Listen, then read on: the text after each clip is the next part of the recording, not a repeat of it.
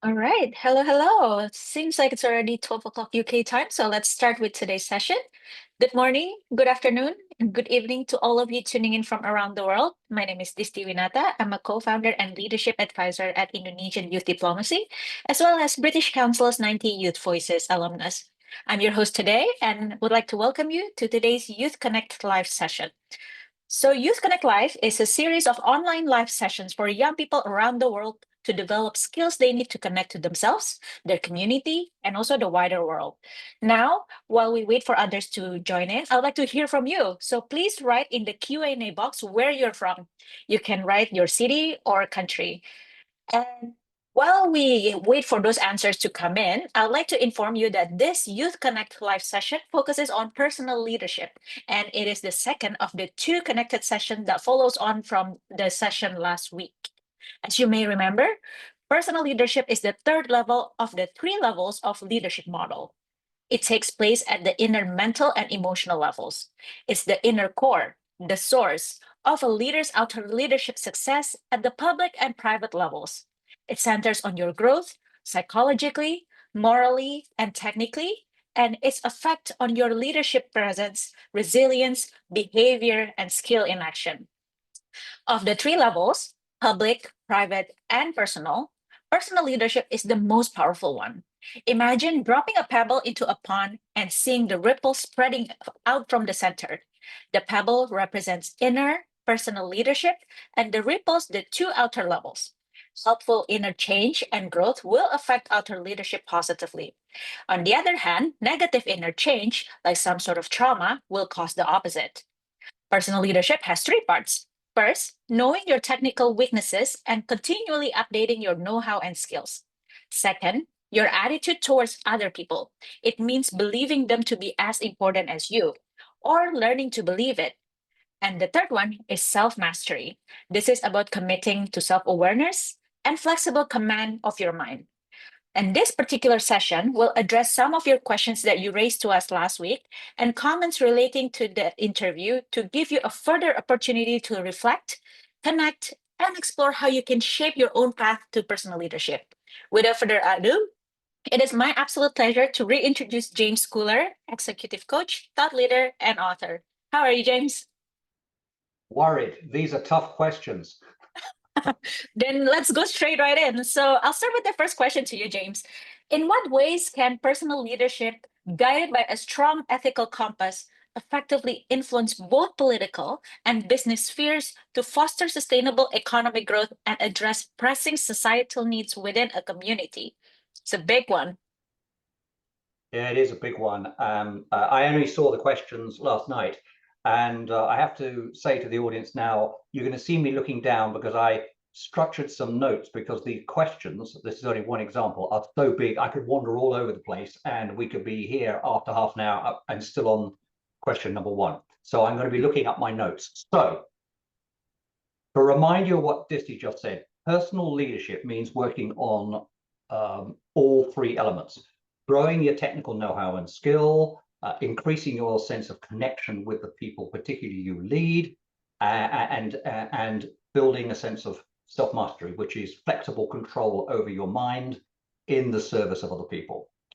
I reiterate that because automatically, if you're working on personal leadership, the leader will have a strong moral compass.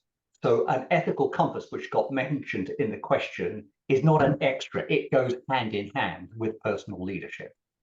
Now, the question talked about fostering sustainable economic growth while addressing pressing societal needs. Ask yourself, what does that mean? Well, fundamentally, it means change. And of course, it means a change in policies, obviously. But before that comes a change in priorities. And then from there, a change in ideas. And it may even require ideas that step outside everyone's current mental box, what some academics call their mental paradigm. Now, for there to be a shift in priority, and a shift towards sustainable economic growth that benefits everyone. And I do say everyone because, in my opinion, It's only going to be sustainable if it doesn't just benefit the 1%, the richest of everybody. If only the richest benefit from this economic growth, then it won't be sustainable because society will end up divided and therefore unstable. So if you define sustainable economic growth like that, the way I've just done, you as a leader are going to need creative insight, first of all. You will also need the will to act on that creative insight, but despite the opposition you will face, and you will face opposition. And you need to have a deeply felt connection with everybody you're trying to serve, because that acts as part of the fuel for trying to get these changes done. And the same is true if you're trying to address what the questioner asked, referred to as pressing societal needs. What societal needs is the person talking about? Well, I can think of three straight off. The rising inequality in income and wealth and opportunity. That would be one. The second would be what I might call an erosion in social trust, leading to the fragmentation within nations and the growth of an us versus them mentality, which we're seeing in my country, Britain, we're seeing in America and other countries, which leads to prejudice and scapegoating. And the third big issue, and there could be several, but I picked these three: the rising levels of mental health problems, especially depression. So examples like that. If we're going to tackle deep-rooted issues like these, which have been building over decades, they're not sort of the moment. Again, once again, what do you need as a leader? Well, as a leader, you need the insight, the ability to cut through to the heart of these issues. Plus, as I mentioned earlier, you need the will to act and keep on acting despite the inevitable opposition. And you need that strong sense of connection with those you're trying to help. So how do you develop that insight? How do you develop that will to keep going? How do you develop that desire to serve? Well, guess where I'm going with the answer to that question. You work on your personal leadership, notably the second and third elements of personal leadership, your connection with the people you're trying to serve, and the mastery of your mind, self-mastery. And how do you gain the skill to achieve wide-scale change despite opposition, covert and overt?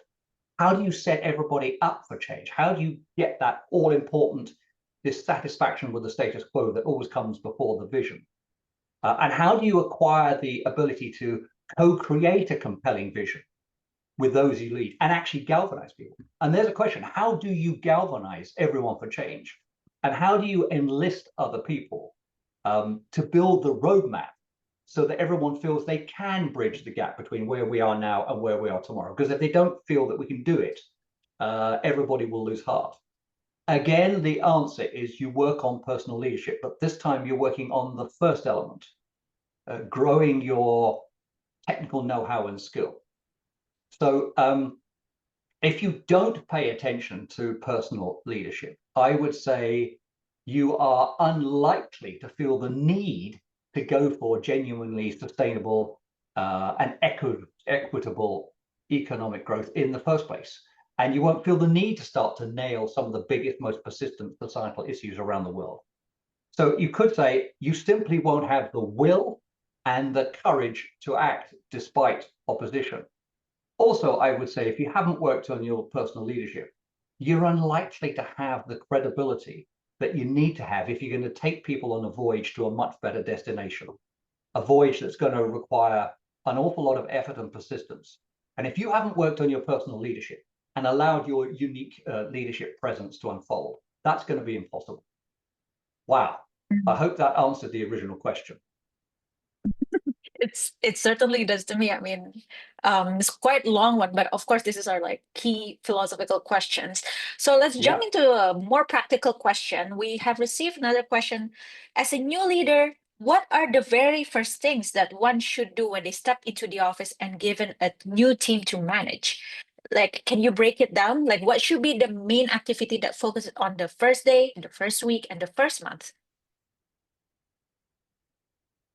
Well, this is an interesting question. It refers specifically to coming in to lead a new tech team, a new technology team, but I would say my answer applies to anybody coming into a senior role, not especially a technology role. I must admit that I find it hard to be too rigid here and divide what a leader should be doing on day one, and then in week one, and then in month one. I don't sort of think like that. But what I would say is that I see four main themes that the new leader should be working on in, say, the first 3 months, something like that. So let me take you through the four themes as I see it from my view and my experience. Others may have a different view. The first theme you could describe as connecting. If you're going to lead people somewhere, and I'm using old-fashioned language here, they must want to follow. Think about it. If they're not following, you're not leading. It's as simple as that. So the first principle has to be, you've got to start building your connections. You've got to build the connections with the people that work for you directly and who work for the people further on down, beyond your direct reports. But you've also got to be connecting with your internal customers. And this does particularly apply to a tech leader, and perhaps your internal suppliers. And that means getting out and about, being seen, getting to know the people you have to work with, whether they report to you or not. I would say be ready to ask others what they want to know about you, and then be ready to answer that. Don't be defensive about that. But it isn't just the internal customers and so forth and the people in your own area. Obviously, you've got to connect with the people above your area, including your boss. And I always use the word boss instead of line manager. I quite like the old term there. You've got to find out what your boss thinks the priorities are. Now, here I would say be careful to younger people, because I'm not cleverer than you, I'm not wiser than you, I'm just older than you, so I've seen more things. Very often, your boss, I found, will have a very flimsy, superficial understanding of the real situation you're facing. And when they describe what they see as the priorities, they may end up misdirecting you intentionally. So yes, show interest in their view, be ready to take it on board, but don't necessarily act on it. Because I can remember an occasion, the first time I became a CEO, I had a divisional chief above my level, and he told me the priority was to do X, Y, Z. He was completely wrong. He had not understood the situation. So fortunately, I didn't listen to him. So priority one, connect, connect, connect. Start to build in other people around you a sense of familiarity with you, so that people begin, and I do stress that, they begin to see you as trustworthy and credible. Without that, you'll have real problems. So that's the first thing I think you've got to be working on. Once you've built enough of emotional connection, we come to the second theme, which I would describe as taking your strategic measurements, your strategic assessment, situation assessment. This means understanding the key internal and external problems and opportunities your department, your team, or your company is facing, depending on what your job is. And I would strongly recommend, don't do this on your own. This is not a solo exercise. Enlist your colleagues around you, especially your team members, to help in this. This is critical. You need some sort of helicopter view so you can see the forest from the individual trees, and therefore see what you need to be working on next, which will take us to the next theme, in fact. So this next theme is the third thing you've got to do. You've got to set out on one side of a piece of paper what you want to achieve in the next 12 months, given your understanding of the second theme, the strategic context. You've got to spell out why you are there in the job for the next 12 months.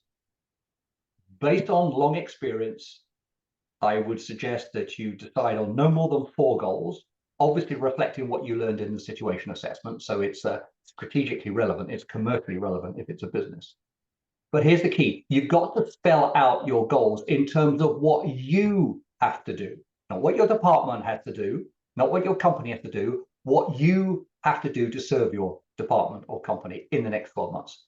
Now, warning, very senior experienced executives find this very difficult to do. The very best do it, but the vast majority don't. And when I ask them to do it, they find it tough. Some find it super tough. It may sound very basic, but a lot of people skip this step, and it costs them in many ways.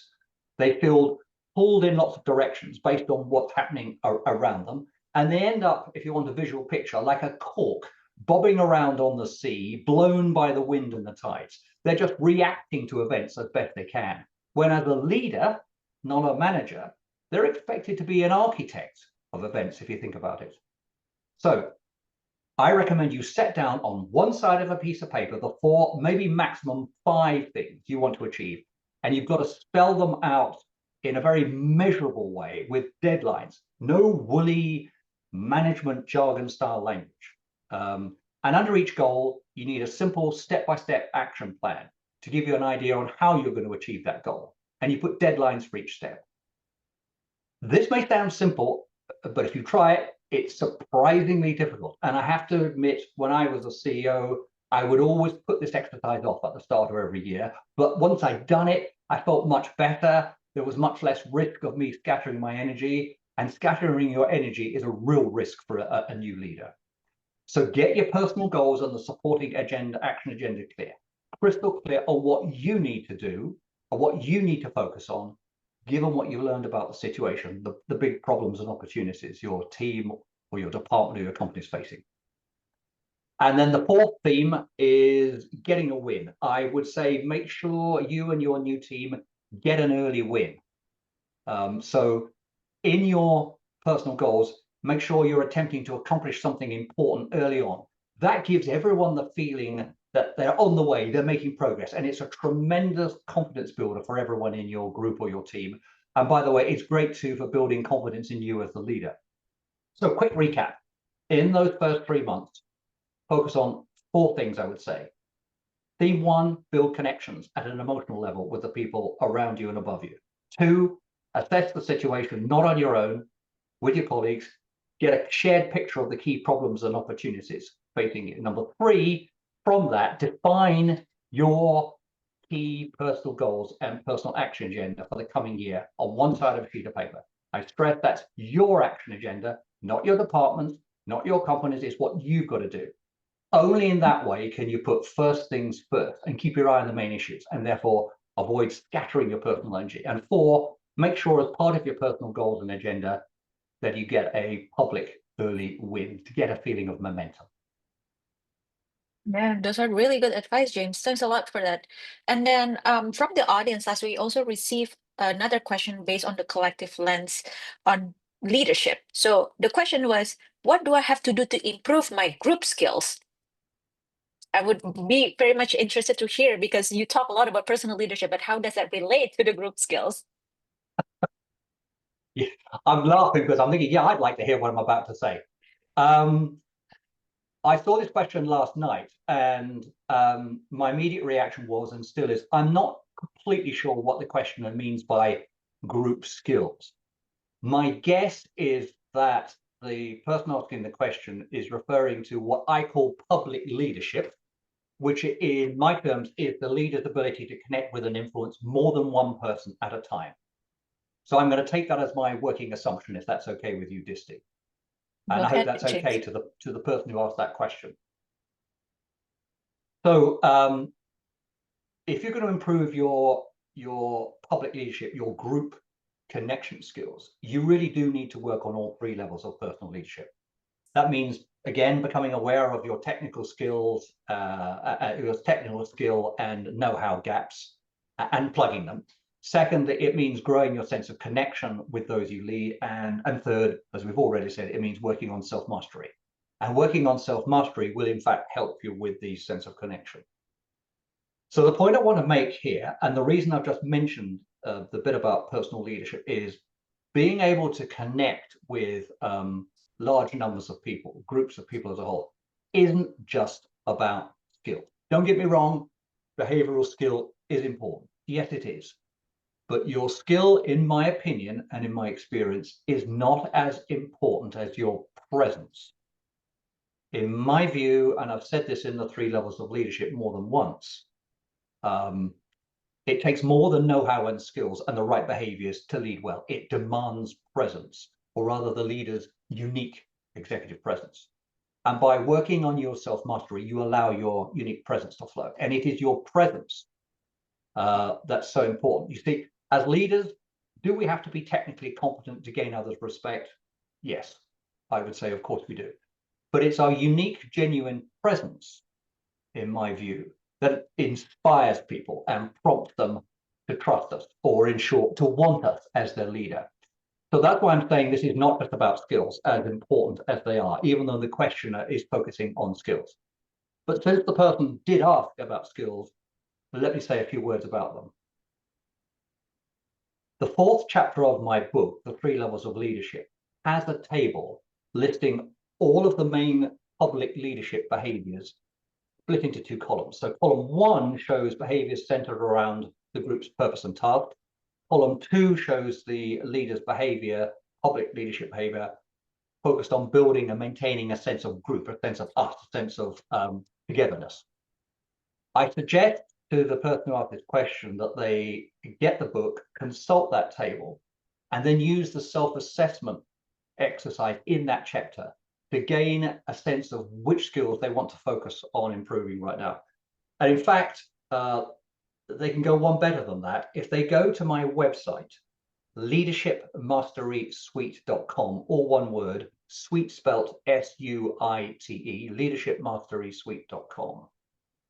They can download for free a self-assessment tool, which is a bit more sophisticated than the one in the book.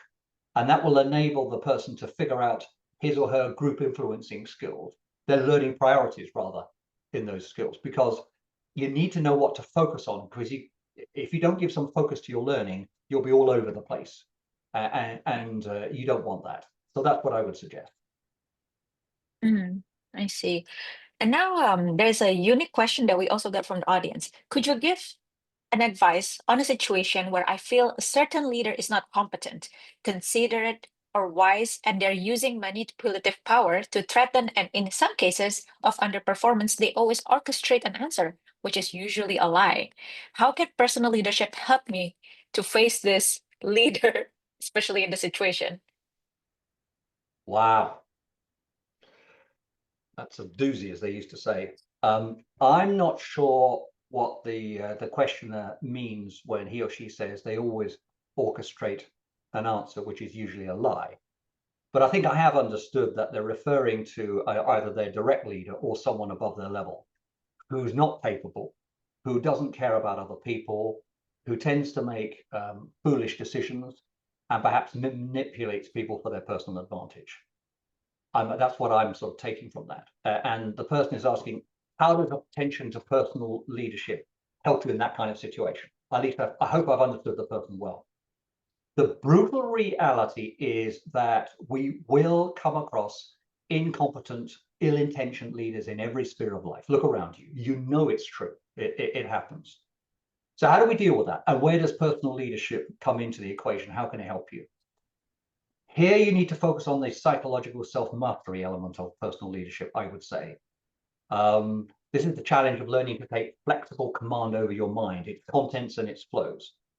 Now, as you work on your self-mastery, and therefore on personal leadership, you gradually start to experience and grow the 7 qualities of presence. Now, I've explained them in the 6th chapter of The 3 Levels of Leadership, but it's the first 2 of the 7 qualities I want to focus on here.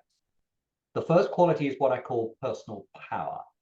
This is accepting full responsibility for and exercising your will over your life direction and how you experience your life and your responses to outer condition, which includes other people's behavior and therefore including this unpleasant leader's behavior.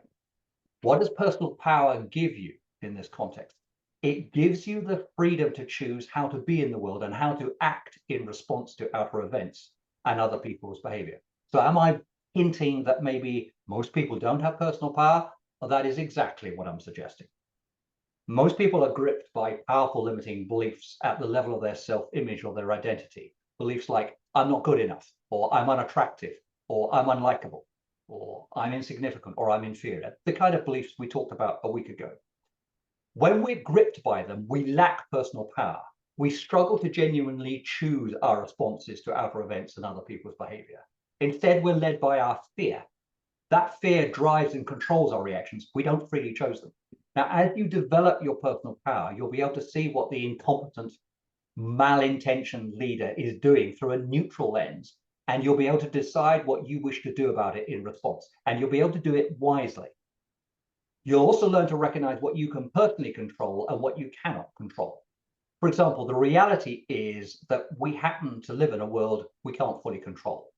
If you try to control everything around you, it's a bit like demanding that the sun goes around the earth rather than the reality, which is that the earth goes around the sun. And some of us do make that mistake from time to time, me included. So as you develop your personal power, you learn to acquire a certain peace of mind with what's happening around you, but without being fatalistic, without becoming passive and doing nothing to change your experience. What does that give you? You won't feel so emotionally battered by whatever this unpleasant leader is doing. And that comes with the growth of your personal power. If you continue practicing self-mastery, the third element of personal leadership, the second quality of presence will start to unfold. And that's what I call high real self-esteem. This means feeling good about yourself. Genuine grounded self-esteem is essential for both emotional resilience and behavioral flexibility. It will support your growing personal power, making it easier to step away from your greatest fears and be able to choose your responses wisely. So to summarize, working on your personal leadership, notably self-mastery, grows your personal power and your self-esteem. This will enable you to not take the behavior of the incompetent, unpleasant leader personally, and secondly, decide what you want to do from a place of emotional freedom, not a place of fear. And that means it's more likely to be a wise course of action. And then you'll be able to follow through with courage and conviction. I hope that answers that person's question. Right. And the thing that you mentioned in your previous answer, it speaks to me that like you have to have some sort of core values as well to be able to guide you and face like not so good leaders that we may face later in life. So let's focus on that a little bit. As a leader, how do your core values influence your decision making and behavior in both professional and personal settings?